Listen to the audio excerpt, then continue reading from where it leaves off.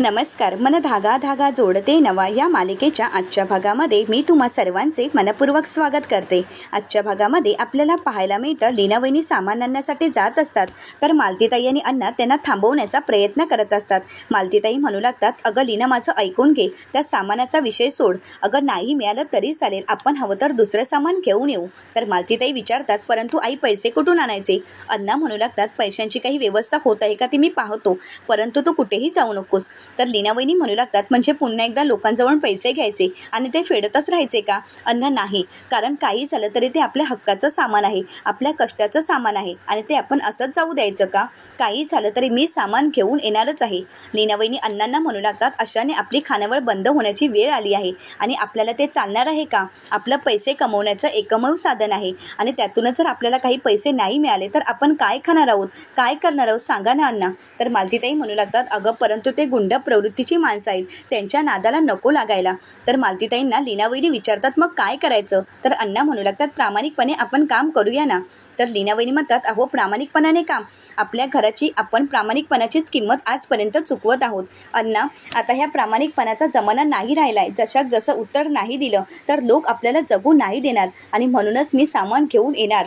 तर लीनावहिनी म्हणू लागतात, आता काही झालं तरी मी सामान घेऊन येणार. तर मालतीताई म्हणतात, अगं लीना माझं ऐकून तरी घे, तिथे जर तुला कोणी त्रास दिला तर तिथे तुला कोण वाचवणार आहे? आणि हो बरं, जरी तुला सामान मिळालं तरी तू एकटी कशी घेऊन येणार आहेस? तर लीनावहिनी म्हणू लागतात, मला काही होणार नाही, देव आपल्या पाठीशी आहे आणि जे होईल ते होईल, परंतु मी आता सामान घेऊन येणारच, माघार घेणार नाही. असं म्हणत लीनावहिनी सामान आणण्यासाठी निघून जातात. तर अण्णा म्हणू लागतात, मी येतो तुझ्यासोबत. तर लीनावहिनी म्हणतात, नाही अण्णा तुम्ही येऊ नका, कारण हा व्यवहार मी केला आहे आणि तुम्हाला पाहून ती लोक अजून चिडतील. व्यवहार मी केला आहे ना, मग मीच जाते. असं म्हणत लीनावहिनी तिथून निघून जातात. परंतु अण्णा आणि मालतीताईंना लीनावहिनीची खूप काळजी वाटत असते. दुसरीकडे पाहायला मिळतं सुखदा ही सार्थकच्या ऑफिसमध्ये काम करत असते. आता सुखदा काय काम करते हे पाहण्यासाठी सार्थका केबिनच्या बाहेर आलेला असतो आणि तो सुखदाकडे पाहू लागतो. तर सुखदा अगदी मन लावून काम करत असते. तर त्यानंतर सार्थका शकूला विचारतो, शकू जमतंय का? तर शकू म्हणू लागते, जमतंय सर. तिचं काम नाही तरी सुद्धा ती अगदी मन लावून हे काम करत आहे. तर त्यानंतर सार्थका सुखदाच्या मागे येऊन उभा राहतो आणि सुखदा काय काम करत आहे हे पाहत असतो आणि त्यानंतर तो सुखदाला आवाज देतो. तर सुखदा म्हणू लागते, लास्ट 2च मिनिट. तर त्यानंतर सार्थका सुखदाला म्हणू लागतो, ठीक आहे, अगं माझी एवढी अपेक्षाच नव्हती की एवढ्या कमी तासात तू हे काम पूर्ण करू शकशील. तर त्यानंतर सुखदा म्हणू लागते, अरे माझा स्पीड कमाल आहे, कितीही मोठं डील असू दे, फक्त मी लक्ष दिलं ना तर मी ते पटकन करू शकते. तर त्यानंतर सार्थका सुखदाला म्हणू लागतो की हे तर 2 दिवसाचं काम होतं आणि आता तर तू एका दिवसात ते पूर्ण केलं आहेस, त्यामुळे उद्या तू नाही आलीस तरी चालेल, तू सुट्टी घेऊ शकतेस. तर सुखदा म्हणू लागते, नाही खरंच मला सुट्टीची गरज नाही आहे. तर सार्थक म्हणू लागतो, मी म्हणालो आहे ना तू सुट्टी घेऊ शकतेस. सुखदा ही सार्थकला म्हणू लागते, अरे जरी जास्तीचं काम झालं तरी अजून जास्तीचं काम बाकीच आहे आणि त्यामुळे मला खरंच सुट्टीची गरज नाही आहे. तर सार्थक म्हणू लागतो, तुला आरामाची गरज आहे आणि त्यामुळे तुला सुट्टी घ्यावीच लागेल. सार्थकची काळजी पाहून सुखदा ही सार्थकला विचारते, सार्थक तुला माझी काळजी वाटते का? परंतु का वाटते? परंतु सार्थक काहीच बोलत नाही. तर सुखदा ही सार्थकला म्हणू लागते, मी सांगते, कारण आपली मैत्री झाली आहे, आपण चांगले फ्रेंड झालो आहोत, आपली मैत्री झाली आणि त्यामुळेच तुला माझी काळजी वाटत आहे. तर सार्थक मात्र काहीच बोलत नसतो. तर सुखदाला मात्र खूप आनंद झालेला असतो. सुखदा म्हणू लागते, हा दिवस माझ्यासाठी खरंच खूप खास आहे आणि याचं तर सेलिब्रेशन झालंच पाहिजे, आपण ऑफिसमध्ये पार्टी करूया का? सार्थक म्हणू लागतो, नाही हे ऑफिस आहे, इथे कुठलीही पार्टी चालणार नाही. तर त्यानंतर सुखदा म्हणू लागते, माझा एक फंड आहे, छोटी किंवा मोठी मुवमेंट असली तरी ती सेलिब्रेट करायची. मगाशी तू ऑर्डर दिलीस म्हणून मी सर्वांना चहा दिली होती, परंतु आता माझ्याकडून सर्वांना ट्रीट. असं म्हणत सुखदाही सर्वांना म्हणू लागते की आता सर्वांनाच माझ्याकडून चहाची ट्रीट. तर सार्थक तिला थांबवण्याचा प्रयत्न करत असतो, परंतु सुखदाचा आनंद काही गगनात मावत नसतो. ती सार्थकचं काही ऐकून न घेता चहा बनवण्यासाठी निघून जाते. तर सार्थकला सुखदाच्या या वागण्याचं आश्चर्य वाटू लागतं आणि तो सुखदाकडे पाहत असतो. तर सर्वजण सुखदाचं ते वागणं पाहून हसू लागतात. दुसरीकडे पाहायला मिळतं मालतीताई लीनावहिनीची वाट पाहत असतात. तर अण्णा हे मालतीताईंना विचारू लागतात, मालती अगं लीना आली नाही का अजून? तर मालतीताई म्हणू लागतात, नाही, मी तिला किती वेळा सांगितलं होतं की जाऊ नको, परंतु ती तर हट्टालाच पेटली होती, एवढ्यात ती यायला हवी होती, कितीतरी वेळ निघून गेला आहे. तर अण्णा म्हणू लागतात, त्या गुंडांचा काहीच भरवसा नाही, लीना यायला हवी होती. तर त्यानंतर मालतीताई खूप घाबरून गेलेल्या असतात आणि म्हणू लागतात, काही चुकीचं तर घडणार नाही ना? तर अण्णा म्हणू लागतात, मालती प्लीज असं बोलू नको, असं घडलं तर ते आपल्याला परवडणार नाही. तर त्यानंतर मालतीताई म्हणू लागतात, मला खरंच खूप भीती वाटत आहे, आपण एक काम करूया का? तर अण्णा विचारतात, काय? तर मालतीताई म्हणू लागतात, आपण लीनाला शोधण्यासाठी जाऊया का? आपण बघू ना लीना कुठे गेली आहेत. तर अण्णा म्हणू लागतात की हो, आता आपल्याला जावंच लागेल, कारण लीना अजूनही आली नाहीये आणि खूप वेळ निघून गेला आहे. असं म्हणत दोघंही लीना वहिनींना शोधण्यासाठी जात असतात आणि त्याच वेळी मनोज दादा लीना वहिनींना आवाज देऊ लागतात.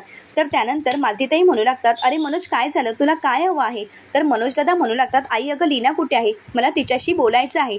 तर मालतीताई म्हणू लागतात, अरे लीना आहे, तू माझ्याशी बोल ना. तर मनोज दादा म्हणू लागतात, नाही, मला फक्त लीनाशीच बोलायचं आहे. मालतीताई मनोज दादांना समजावण्याचा प्रयत्न करत असतात, परंतु मनोज दादा काही ऐकूनच घ्यायला तयार नसतात. तर त्यानंतर मालतीताई म्हणू लागतात, ती जरा बाहेर गेली आहे, तू नको काळजी करूस. तर मनोज दादा खूप चिडू लागतात आणि म्हणू लागतात, असं कसं तुम्ही पाठवलं? तुम्हाला माहिती आहे ना, रस्त्याने गाडी जात असते आणि गाडीने तिला काही केलं तर, गाडीने उडवलं तर काय करणार आहोत आपण? असं म्हणत मनोज दादा लीना वहिनींना शोधण्यासाठी निघून जातात.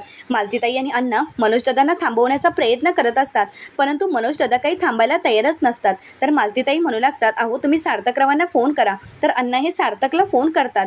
बाबांचा फोन आला म्हणून सार्थक लगेच फोन उचलतो आणि विचारू लागतो, बाबा काय झालं आहे? तर अण्णा म्हणू लागतात, अहो सार्थकराव, खूप मोठा प्रॉब्लेम झाला आहे, लीना गुंडांजवळ गेली आहे. हे ऐकताच सार्थकला धक्का बसतो. सार्थक म्हणू लागतो, बाबा नक्की काय झालंय, मला नीट सांगा ना. तर अण्णा म्हणू लागतात, आमचा बिझनेस नीट चालत नव्हता म्हणून काही गुंडांजवळून आम्ही कर्ज घेतलं होतं आणि त्या कर्जाची परतफेड झाली नाही, म्हणूनच ते सर्व सामान घेऊन गेले आहेत आणि लीना तेच सामान आणण्यासाठी त्यांच्याजवळ गेली आहे, परंतु बराच वेळ झाला लीना परत आली नाहीये. आम्हाला खरंच खूप भीती वाटत आहे, काहीच कळत नाहीये नक्की काय घडत आहे. सार्थका अण्णांना म्हणू लागतो की बाबा तुम्ही काळजी करू नका, मी पाहतो. असं म्हणत सार्थका घाईघाईने निघालेला असतो. तर सुखदाही सार्थकला विचारू लागते की तू कुठे जात आहेस? तर सार्थक म्हणू लागतो की माझं पर्सनल काम आहे, प्लीज मला जाऊ दे. तर सुखदाही सार्थकला म्हणू लागते, मी पण येऊ का तुझ्यासोबत? तर सार्थक म्हणू लागतो, मी सांगितलं ना की माझं पर्सनल काम आहे, तू बाजूला सरक. असं म्हणत सार्थका घाईनेच निघालेला असतो. तर सार्थक कुठे गेला असेल या गोष्टीचा सुखदा विचार करू लागते. तर दुसरीकडे पाहायला मिळतं, लीना वहिनी त्या गुंडांच्या अड्ड्यावर आलेल्या असतात आणि त्यांना म्हणू लागतात की प्लीज आमचं सामान द्या. तर त्यानंतर ते गुंड लीना वहिनीला म्हणू लागतात, सामान अगोदर आमचे पैसे दे आणि त्यानंतरच तुझं सामान मिळेल. तर लीना वहिनी म्हणू लागतात, अहो चिवडा चकली हे जर झालंच नाही आणि आमच्या ऑर्डरी आम्ही पूर्ण केल्याच नाही तर आम्ही तुमचे पैसे कुठून देणार आहोत सांगा ना. तर ते गुंड लीना वहिनीला म्हणू लागतात, ही चिवडा चकली करून 7 जन्म लागतील तुला आमचं कर्ज फेडायला, त्यामुळे आम्ही तुमचे सामान देणार नाही आहोत. तर लीना वहिनी म्हणू लागतात, मी तुमच्यासमोर हात जोडते, अहो तुम्ही जर असं केलात तर आमचा हा व्यवसाय बंद होईल आणि जर आमचा व्यवसाय बंद झाला तर आम्ही पैसे कुठून देणार आहोत सांगा ना. मी तुमच्यासमोर हात जोडते, हवं तर पाय जोडते, परंतु प्लीज मला माझं सामान द्या. तर त्यानंतर ते म्हणू लागतात, हात जोडणे तर पाय जोड, परंतु आम्ही तुझं सामान तुला देणार नाही. तर लीना वहिनी म्हणू लागतात, मी बऱ्या बोलाने तुमच्याजवळून सामान मागण्याचा प्रयत्न करत आहे, परंतु तुम्ही जर सामान नाही दिलात तर मात्र मी पोलिसांना बोलवेन. हे ऐकून त्या गुंडांना खूप राग येतो आणि त्या लीना वहिनींना म्हणू लागतात, तू आणि आम्हाला पोलिसांची धमकी देतेस का? तर लीना वहिनी म्हणू लागते की हो, मला माझं सामान हवं आहे, नाहीतर मी खरंच इथे पोलिसांना बोलवून घेईन. तर त्यानंतर ते गुंड लीना वहिनींना थांबवण्याचा प्रयत्न करत असतात. तर लीना वहिनी आपलं सामान घेऊन जाण्याचा प्रयत्न करतात. तर त्यानंतर लीना वहिनी त्या गुंडांना ढकलून देतात. तर अजून त्या गुंडांना खूप राग आलेला असतो. ते तेथील काठी घेतात आणि लीना वहिनीला म्हणू लागतात, तुझ्या तर आता बघतोच. असं म्हणत लीना वहिनीच्या डोक्यात काठी घालणारच तेवढ्यातच तिथे काठी पकडली जाते. तर लीना वहिनी पाहतात तर तिथे सार्थक आलेला असतो. सार्थक त्या गुंडांच्या हातातील काठी पकडतो आणि लीना वहिनीचा जीव वाचवतो. ते पाहून गुंड हे सार्थकला विचारतात, तू कोण आहेस? तर सार्थक म्हणू लागतो की बऱ्या बोलाने सामान दे. तर ते गुंड सार्थकला विचारतात, तू आमच्यामध्ये पडू नकोस, नाही तर या सगळ्याचे परिणाम वाईट होतील. सार्थक म्हणू लागतो, तू मला धमकी देतोयस का? तर सार्थक त्याला मारायला जाणार तोवरच तिथे सुखदा आलेली असते आणि सुखदा मोठ्यानेच म्हणू लागते, थांबा थांबा, काय चाललं आहे? बोलून प्रश्न सॉल्व्ह होतील, मग तिथे काट्या मारामारी काय चाललं आहे? तर त्यानंतर ते दादा विचारतात, तू कोण आहेस? तर सुखदा म्हणू लागते, मी तुम्हाला दादा म्हणाले ना, मग मी कोण असणार? तुमची बहीणच आहे ना. अहो मी बहीण आहे तुमची, मग बहीण या नात्याने बोला ना माझ्याशी. तर त्यानंतर सुखदाही त्यांना विचारू लागते, बोला काय प्रॉब्लेम आहे तुमचा? तर ते दादा म्हणू लागतात, या बाईंनी आमचे पैसे दिले नाहीयेत, उलट 4 महिन्याचे 4 हप्ते आमचे चुकवले आहेत आणि म्हणूनच आम्ही त्यांचं सामान इथे घेऊन आलो आहोत. तर सुखदा म्हणू लागते, वा रे वा, मारल्याने तुमचे पैसे तुम्हाला परत मिळणार आहेत का? आता मला एक सांगा, यांनी जर इथे पोलिसांना बोलवलं तर पोलीस कुठे घेऊन जाणार तुम्हाला? जेलमध्ये, आणि तिथे तुम्हाला सडत राहावं लागणार. मग झालं, तुमचे पैसे तुम्हाला मिळालेत. अहो त्यांनी काही कमावलंच नाही तर ते तुम्हाला पैसे कुठून देणार आहेत सांगा बघू? तुम्ही तर त्यांना मारायला निघालात होता. अहो मारल्याने तुम्हाला तुमचे पैसे मिळणार आहेत का? अहो दादा लॉजिकली जरा तरी विचार करा, तुम्ही तर हुशार दिसताय, तुम्हाला हे कळायला हवं होतं ना. तर त्यानंतर सुखदा म्हणू लागते, आता बहीण भावाच्या नात्याने आपण बोलू. आता मला एक सांगा, तुमच्यासारखे भाऊ जर असे वागायला लागलेत तर आमच्यासारख्या बहिणींनी रक्षणासाठी कुठे जायचं, कोणाजवळ जायचं? तुम्ही असं का वागता? एखाद्याला का छळत असता? अहो, तुम्ही जर असं वागल्याने जर पैसे मिळणार असतील तर आम्हीही तसं वागू शकतो. तर त्यानंतर दादा मात्र काहीच बोलत नाहीत. तर सुखदा म्हणू लागते, तुम्ही एक काम करा, डोळे बंद करा. तर ते दादा म्हणू लागतात, डोळे बंद करू? तर सुखदा म्हणू लागते की हो. आणि आता इमॅजिन करा की तुमची छोटी लहान बहीण, सख्खी बहीण, तिला जर कोणी असं त्रास देत असेल, छळत असेल, तिच्याजवळ पैसेच नाही आहेत परंतु ती त्यांना गयावया करत असते, परंतु तरीसुद्धा ती लोक तिला त्रास देत असतात. तुम्हाला चालेल का? तर त्या दादांना मात्र रडू येतं. तर त्यानंतर ते दादा म्हणू लागतात, अहो ताई, आता तुम्ही रडवणार आहात का? तर सुखदा म्हणू लागते, आता तुम्हाला झालाच ना त्रास, मग यांना तुम्ही का रडवलं? त्यासुद्धा तुमच्या बहिणीसारख्याच आहेत ना? तर त्यानंतर ते दादा हात जोडून सुखदाची माफी मागतात आणि ते दादा म्हणू लागतात, ताई, आजपर्यंत अशी इज्जत आम्हाला कोणीच दिली नाही. तर सुखदा म्हणू लागते, तुम्ही जर चांगल्या मार्गाने वागलात तर जगातील प्रत्येक जण तुम्हाला इज्जत देऊ शकतं. आणि हो, तुम्ही जर आता मला प्रॉमिस केल्याप्रमाणे वागलात तर येत्या नारळी पौर्णिमेला मी तुम्हाला राखी बांधेन. तर ते दादा विचारतात, खरंच का? तर सुखदा म्हणू लागते की हो. तर ते दादा विचारतात, परंतु ताई, तुम्ही कुठे राहता? तर सुखदा म्हणू लागते, मी पुण्याला. तर ते दादा म्हणतात, अहो, आम्ही तर पुण्याला येतोच. तर सुखदा म्हणते, झालंच तर मग तुम्ही जेव्हा पुण्याला याल तेव्हा मात्र मी तुमच्यासाठी डबा घेऊन येईन. तर ते दादा म्हणू लागतात, ठीक आहे ताई. ते सुखदाला आपली बहीण मानतात. तर सार्थका तिच्याजवळ पाहतच बसतो. तर त्यानंतर सुखदा म्हणू लागते, प्रॉमिस तुम्ही यांना त्रास नाही ना देणार? तर ते दादा सुखदाला म्हणू लागतात, नाही ताई, आता मी तुम्हाला प्रॉमिस केलंच आहे ना, मग मी आता त्रास नाही देणार. तर सुखदा म्हणू लागते, आता बहिणीसाठी एवढं कराल का? तर ते विचारतात, काय? तर सुखदा म्हणू लागते, एवढं सामान आहे ना ते गाडीत टाका. तर त्यानंतर ते सर्व सामान गाडीत टाकतात आणि म्हणू लागतात, थँक्यू ताई, तुम्ही आज आम्हाला समजावलात. तर सुखदा म्हणू लागते, अजून एक ताईसाठी कराल का? तर ते म्हणू लागतात, काय? तर सुखदा म्हणू लागते, माझ्यासाठी एक रिक्षा बघून द्याल का? तर ते दादा म्हणू लागतात, हो, बघून देईन ना. असं म्हणत दादा हे सुखदासाठी रिक्षा बघून देत असतात. तर त्यानंतर सार्थका सुखदाला म्हणू लागतो, आता इथे गाडी आहे ना, मग रिक्षाने जायची काय गरज आहे? तर सुखदा म्हणू लागते, नाही, मी रिक्षाने घरी जाईन. असं म्हणत सुखदा तिथून निघून जाते. तर त्यानंतर सार्थक आणि लीना वहिनी घरी यायलासाठी निघत असतात. तर सुखदा ही लीना वहिनींना बाय करते आणि दोघंही नंतर घरी यायला निघतात. तर त्यानंतर सामान घेऊन सार्थक आणि लीना वहिनी घरी आलेले असतात. लीना वहिनींना सुखरूप घरी आलेलं पाहून मालतीताई आणि अण्णा यांच्या जीवात जीव येतो. तर मालतीताई लीना वहिनींना विचारू लागतात, लीना, अगं बरं झाली तू आलीस, आणि तुला त्या गुंडांनी काही केलं तर नाही ना? त्या गुंडांनी त्रास तर दिला नाही ना? तर लीना वहिनी म्हणू लागतात, नाही आई, मी अगदी ठीक आहे. तर मालतीताई म्हणू लागतात, आता आपण सगळी उधारी देऊ, म्हणजे हा त्रास आपल्याला कधी होणारच नाही. तर सार्थक म्हणू लागतो, बरं ठीक आहे, मी येतो. असं म्हणत सार्थक निघालेला असतो. तर लीना वहिनी म्हणू लागतात, चहा घेऊन जा ना. तर सार्थक म्हणू लागतो, नाही, नंतर येईल. तर लीना वहिनी सार्थकला म्हणू लागतात, फक्त 5च मिनिटं लागतील, मी आणते. असं म्हणत लीना वहिनी सार्थकसाठी चहा घेऊन येण्यासाठी जातात. ते पाहून अण्णा आणि मालतीताईंना आनंद झालेला असतो. तर त्यानंतर अण्णा हे सार्थकला म्हणू लागतात, सार्थकराव, तुम्ही बसा. तर अण्णा हे सार्थकला म्हणतात, सार्थकराव, मला माहीत होतं तुम्हीच या संकटातून आम्हाला बाहेर काढू शकता, आणि तुम्ही योग्य वेळेवर आला नसता तर काय झालं असतं? तर सार्थक म्हणू लागतो, काहीही झालं नसतं अण्णा, तुम्ही असा विचारही करू नका. तर त्यानंतर मालतीताई म्हणू लागतात, तुमचे आभार मानावे तेवढेच कमी. तर सार्थक म्हणू लागतो, प्रत्येक वेळी तुम्ही माझे आभार मानणार आहात का? तुम्ही हक्काने मला सांगत जा, मी तुमचा मुलगा आहे. तर अण्णा म्हणू लागतात, किती वेळा आमच्या आयुष्यावर दुःख तुम्हाला सांगणार आहोत? तर सार्थक म्हणू लागतो, आयुष्यभर सांगा, मी हक्काने तुमची मदत करेन.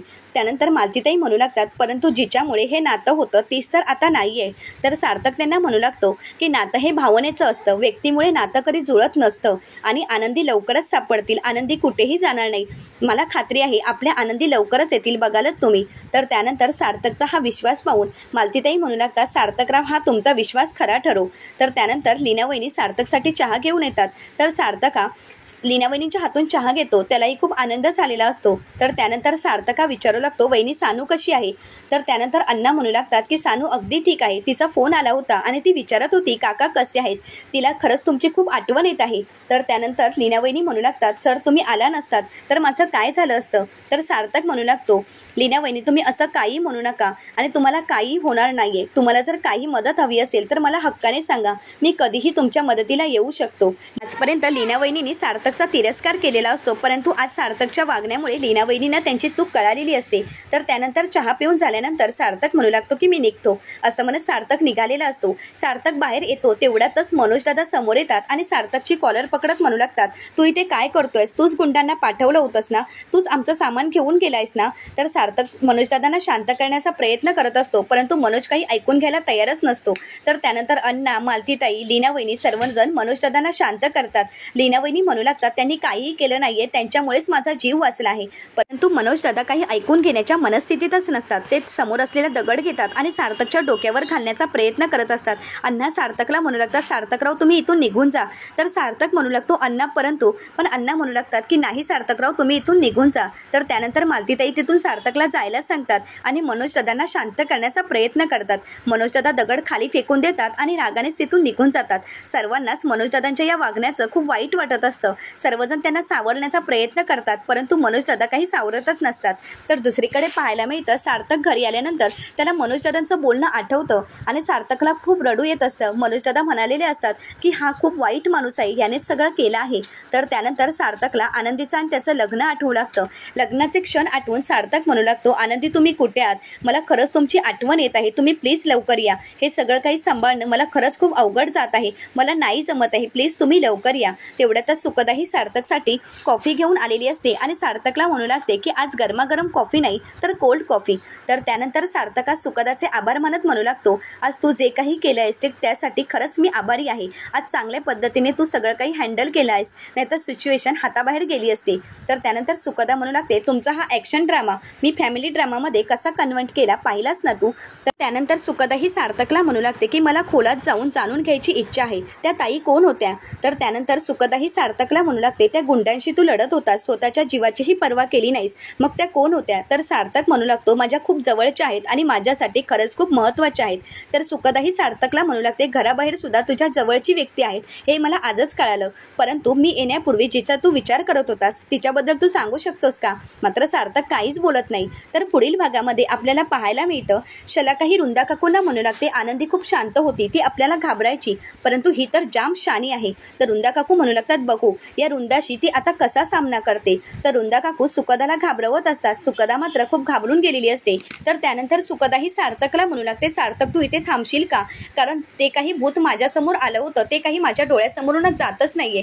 ती सार्थकला रिक्वेस्ट करते, सार्थक प्लीज तू आज रात्रीचा इथे थांबू शकशील का? तर सार्थक म्हणू लागतो, ठीक आहे मी इथे थांबतो. तर त्यानंतर सुखदा ही झोपी जाते. तर सकाळी उठल्यावर सुखदा पाहते तर सार्थक खुर्चीवरच झोपलेला असतो. तर सुखदा म्हणू लागते, हा माणूस रात्रभर इथेच होता, म्हणजे हा इतकाही खडूस नाही. आता सुखदा सार्थकच्या मनातील सर्व गोष्टी जाणून घेईल का आणि सार्थक आपल्या मनातील सर्व भावना सुखदाला सांगेल का? हे पाहणं अतिशय रंजक ठरणार आहे. आता हे पाहण्यासाठी चॅनलला नक्कीच सबस्क्राईब करा. आजचा व्हिडिओ तुम्हाला कसा वाटला हे कमेंट करून नक्कीच कळवा. आजचा व्हिडिओ तुम्हाला आवडला असेल तर लाईक करायला मात्र विसरू नका. व्हिडिओ पाहिल्याबद्दल तुम्हा सर्वांचेच मनपूर्वक धन्यवाद.